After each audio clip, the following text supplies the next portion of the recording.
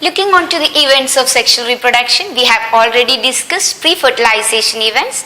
Now look on to the fertilization. What is fertilization? Yeah, it's a fusion of male and female gamete in order to form a zygote. And this can happen either inside the body of some organisms, as in humans, where the male gamete would flow through, as in sperm, through vagina, enters the cervix, enters the uterus and go to the ambulatory region of fallopian tube, where it fuses with the female gamete and form the zygote inside the body of the female organism. And that type of fertilization events are called as internal fertilization, where fertilization is taking place inside the body of the female organism. And fertilization can either happen outside the body of organism. For example, in frog, where you have heard that the frog makes a particular sound on rainy season. This is because the male frog is making this sound in order to attract its female, and the male copulate the sperm into the water body nearby, and the female also disposes its egg into the water body, and both the sperm and the female egg fuses in the water body, not inside the body of the female organism. And such type of fertilization are external fertilization. So fertilization event can be either internal fertilization or external fertilization. Example of internal fertilization: human, monkey, cow, etc.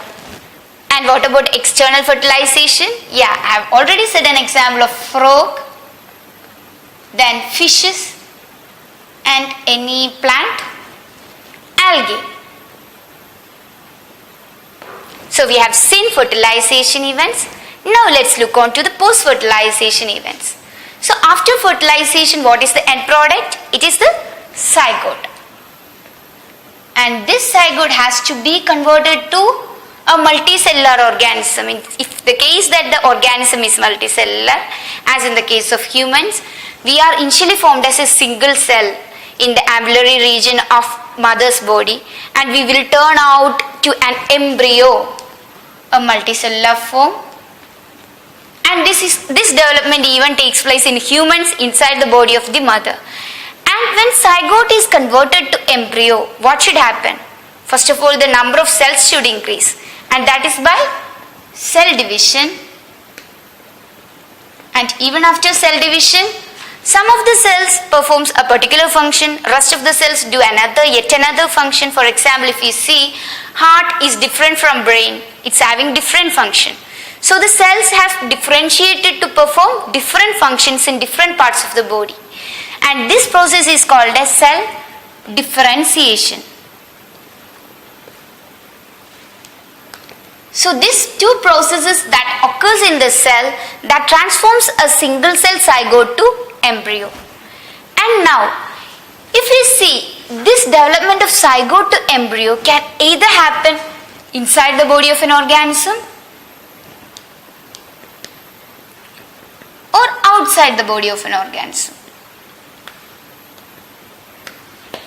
And can you give me some examples of embryo development outside the body of organism?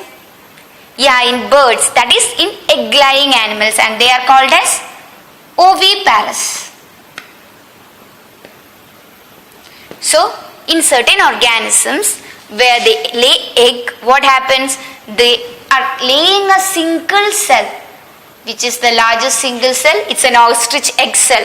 So from that itself we know that the egg is a single cell, and it develops and forms an embryo inside that egg, which is laid outside. So such type of development is oviparous animals. And certain animals like humans, where the development of embryo, zygote to embryo, takes place inside the body of the organism.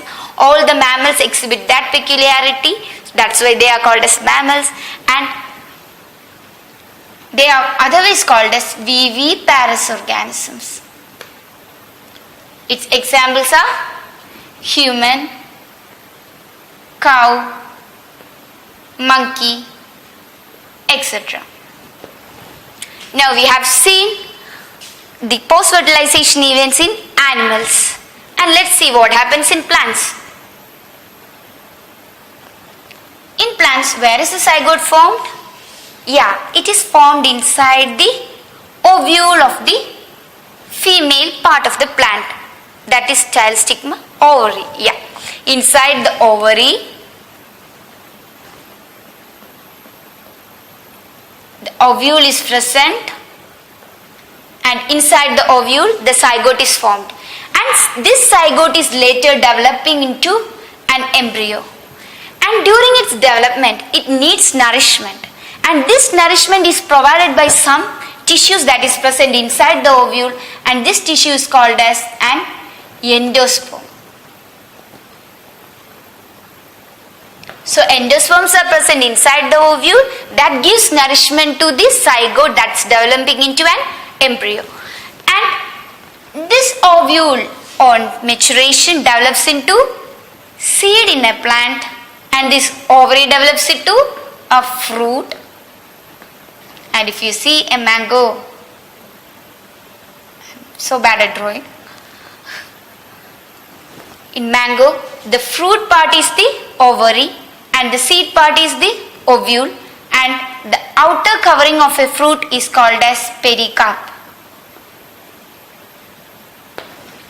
So we have seen sexual reproductive events. In the first section we have seen sexual reproduction, the phases of life. We have seen 3 phases of life, that are the initial phase or the vegetative or juvenile phase, which is marked by growth. Then we have seen the reproductive phase, its peculiarity, and we have seen the senescent phase.